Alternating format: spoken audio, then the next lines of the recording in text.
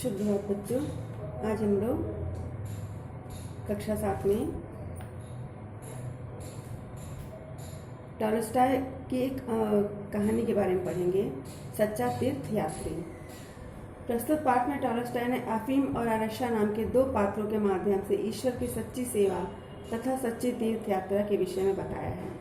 मानव सेवा ही सच्ची ईश्वर सेवा है और दीन दुखी की सहायता ही सच्ची तीर्थ यात्रा है।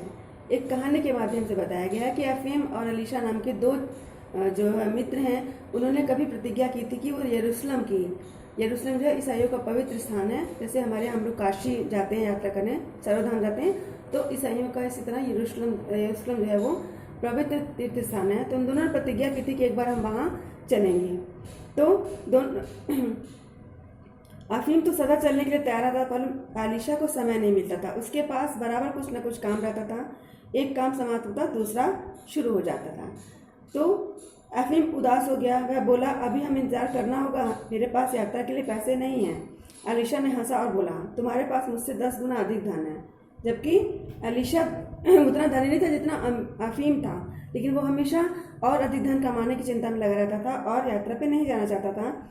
लेकिन जब अलीशा ने उसे बार बार कहा कि हमने तीर्थ यात्रा की प्रतिज्ञा की है तो हमें अवश्य चलना चाहिए, अंत में अलीशा अपने मित्र को समझाने में सफल हो गया।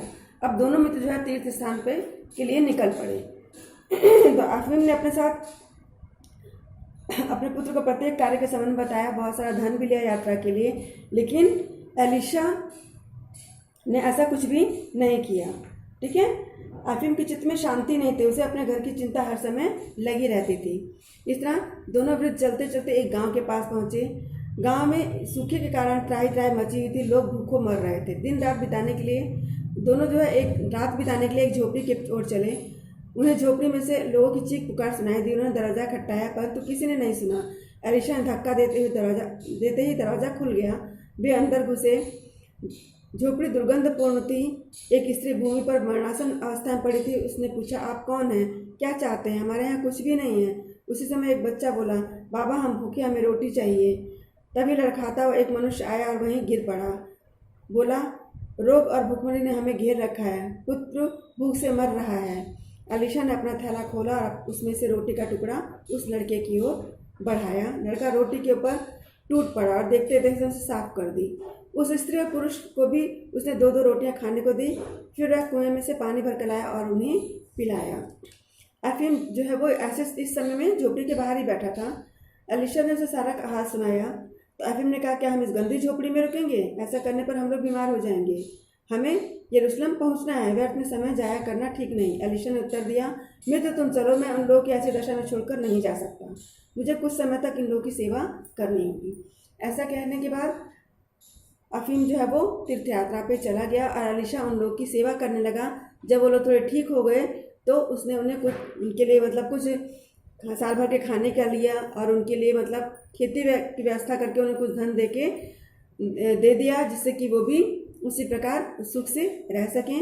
और इतना करने पे अलीशा का सारा पैसा खत्म हो गया और वहीं से अपने घर के लिए लौट आया। तो घर पहुंचने पर अलीशा के परिवार बड़े खुश हुए कि आप यरूशलेम से लौट आए। अलीशा कहाँ है? अफीम कहाँ है? अलीशा ने उन लोगों को कुछ नहीं बताया कि इतना कर टाल दिया कि ईश्वर इच्छा नहीं थी कि मैं जाऊं। दूसरा मेरा सारा धन मार्ग में खत्म हो गया, इसलिए अफीम के साथ ना जा सका।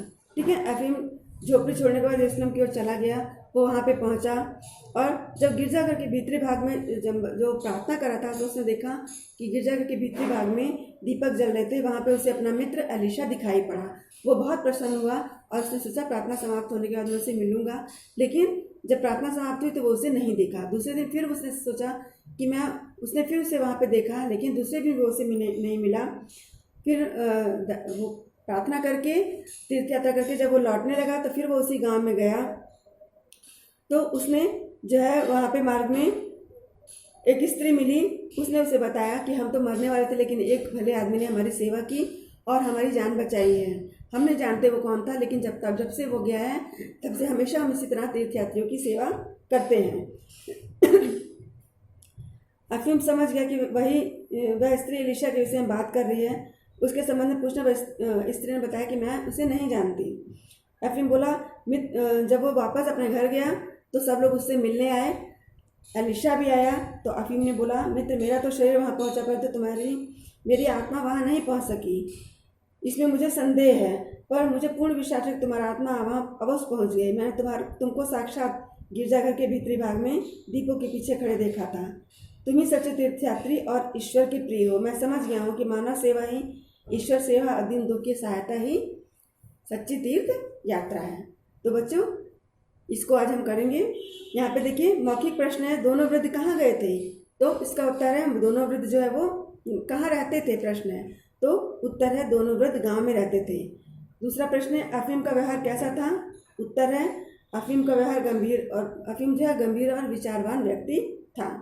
दोनों मित्रों ने कहाँ तीर्थयात्रा करने की प्रतिज्ञा की थी? उत्तर है, दोनों मित्रों ने यरूशलेम की तीर्थयात्रा करने की प्रतिज्ञा की थी। यरूशलेम कैसा स्थान है? तो यरूशलेम जो है ईसाइयों का तीर्थ स्थान है। सच्ची ईश्वर सेवा क्या है? तो इसका उत्तर होगा, गरीबों की सेवा करना ही सच्ची ईश्वर सेवा है। ठीक है, तो बच्चों आज के लिए इतना ही। कल हम जो है इसके प्रश्न उत्तर और खाली स्थान करेंगे। पहले आप पेंसिल से खाली स्थान भरिएगा, टिक लगाइएगा। जब हम डिस्कस करेंगे उसके बाद जब मैं भेजूंगी तो आप क्लियर करिएगा, लेकिन पहले पेंसिल से आपको करके देखना चाहिए कि आपको आ रहा है कि नहीं। इस तरह आपको एग्जाम में वो भूलेगा नहीं। आप खुद करके आंसर करेंगे, खोज के करेंगे तो आप कभी भी नहीं भूलेंगे। तो आपको हमेशा स्वयं पहले प्रयास करना चाहिए। उसके बाद जब मैं भेजूँ तो उसे मैच करिए, जो आपका गलत है उसको सही कर लीजिए और जो सही है उसको सही रहने दीजिए। राइटिंग पे और मात्राओं पे विशेष ध्यान दीजिए। ठीक है, आज के लिए इतना ही।